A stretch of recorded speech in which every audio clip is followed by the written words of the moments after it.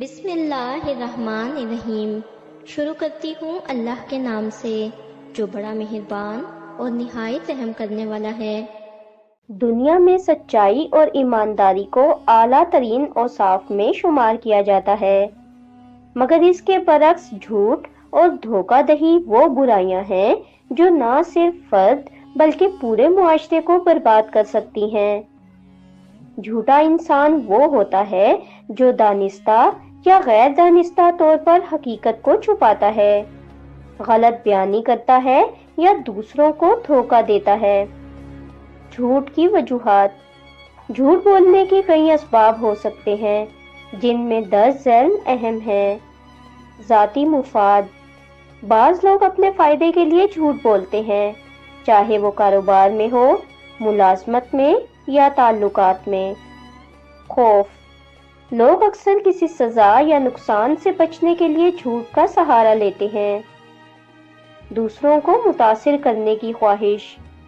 کچھ افراد جھوٹ بول کر اپنی شخصیت کو زیادہ دلکش اور کامیاب ظاہر کرنے کی کوشش کرتے ہیں۔ عادت۔ کچھ لوگوں کے لیے جھوٹ بولنا ایک عام رویہ بن چکا ہوتا ہے اور وہ اسے برا بھی نہیں سمجھتے۔ حسد اور رقابت۔ بعض اوقات لوگ کسی کو نیچا دکھانے کے لیے یا اپنی برتری ثابت کرنے کے لیے جھوٹ بولتے ہیں۔ جھوٹے انسان کی خصوصیات۔ جھوٹا انسان مختلف نشانیوں سے پہچانا جا سکتا ہے، جیسے بات بدلنا۔ وہ اکثر اپنی کہی ہوئی بات سے پھر جاتا ہے یا اسے توڑ مروڑ کر پیش کرتا ہے۔ آنکھیں چرانا۔ سچ بولنے والا عام طور پر آنکھوں میں آنکھیں ڈال کر بات کرتا ہے، مگر جھوٹا شخص نظریں چرا لیتا ہے۔ غیر یقینی لہجہ۔ جھوٹ بولنے والے کے لہجے میں اکثر جھجک یا بے یقینی ہوتی ہے۔ کہانی میں تضاد۔ اگر ان سے بار بار کوئی سوال پوچھا جائے تو ان کے جوابات میں فرق پایا جاتا ہے۔ زیادہ وضاحت دینا۔ جھوٹا انسان اکثر غیر ضروری تفصیلات بیان کرتا ہے تاکہ اپنے جھوٹ کو سچ ثابت کر سکے۔ جھوٹ کے اثرات۔ جھوٹ نہ صرف فرد پر بلکہ پورے معاشرے پر منفی اثر ڈالتا ہے۔ اعتماد کی کمی۔ جب کسی پر جھوٹا ہونے کا لیبل لگ جائے تو اس پر کوئی بھی یقین نہیں کرتا، چاہے وہ سچ ہی کیوں نہ بول رہا ہو۔ رشتوں میں دراڑ۔